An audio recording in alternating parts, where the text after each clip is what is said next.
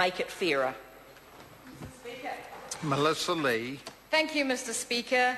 And I'd like to congratulate the member who just sat down, saying that people should go out protesting against this government's policy. If she thinks that people should protest against modernisation and simplifying of the road user charge so that people...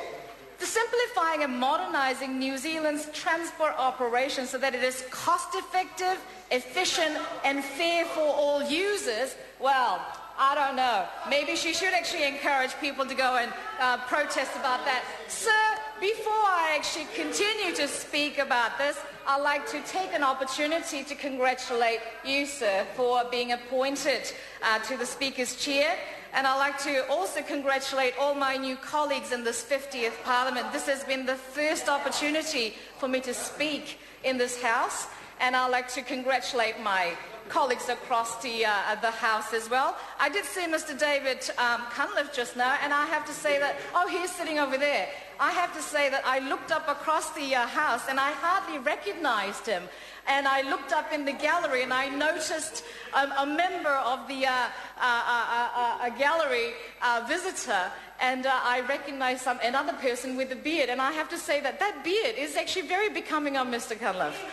It is very becoming, and you know, it does actually sort of go towards that whole change in the Labour benches, isn't it? We've got a new leader, we've got new, you know, yeah. Well, it might be a disguise, I don't know, but I have to say that it does actually look very becoming. I'd like to also congratulate our... It must be a boring day in the National Caucus if you've got nothing better to talk about. Mr. Cunliffe, I'm actually giving you a compliment. Do you not know how to actually take it graciously? I'd also like to congratulate my colleagues across the bench for coming back into the Parliament, re-elected, and hopefully there will be some things that we can actually work across the House on many things. I think I was at a Chinese New Year event not long ago where Raymond Hoare commented that he'd like to thank the National Party's success for his entry into the 50th Parliament. And on that score, I'd like to thank the member for Waitakere, the Minister, for winning that seat. We've got another ethnic MP in this House as a result of it. Pardon? She cares wherever she goes. A win is a win, Miss King, and a great win.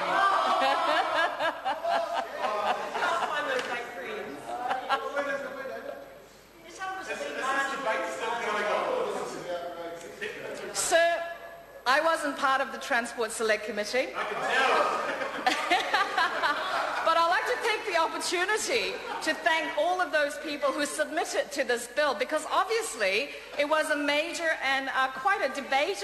There was a big debate going on in the Transport Committee. Obviously, Ms. King seems to know what she's talking about. Mr. Lee Galloway, I didn't hear you, sorry.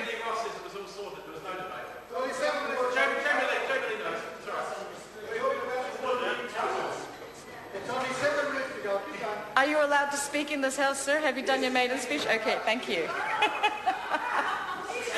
So, as I was starting earlier, before I actually greeted everybody, Happy New Year, everybody. And I think I should actually greet everybody in the traditional way that we actually do in this House. Sinyan Kwaila. Happy New Year, and Sehe Pung Mani Padaseo. I think I've actually done that. As I said, this is my first speech in the House. I should actually get that out of the way. National is committed to simplifying and modernising New Zealand's transport operation so that it is a cost-effective, efficient and fair for all users. And I like that, being fair to all users. I mean, if let's say my colleague sitting next to me was driving a big truck that is, I don't know, costing this country a lot of money, and if I was driving a tiny little, car, and if we had to pay the same cost, it would not be fair, would it? National is focused on promoting a road user charge system that is fair, balanced, and well managed, sir.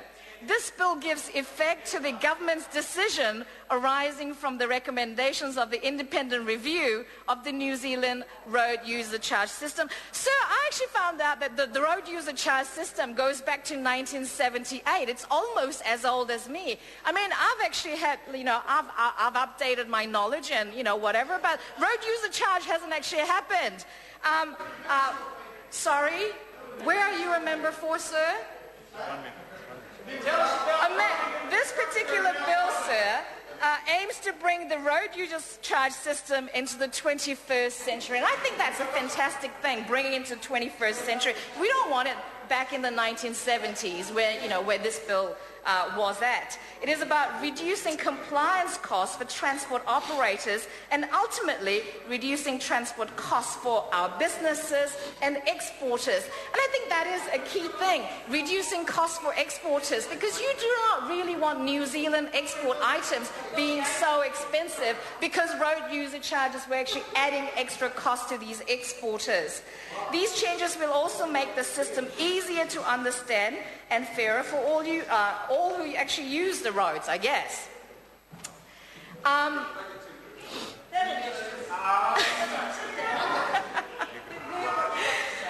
So, as I said earlier, when you actually modernize the system where it becomes fairer for all users, it has to be a good bill, sir. And I'd like to thank everybody who actually took part in the Select Committee process, particularly those members who actually sat in the Transport Select Committee, which wasn't me.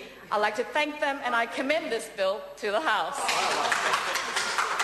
Chris, can I just clarify, is this a split call?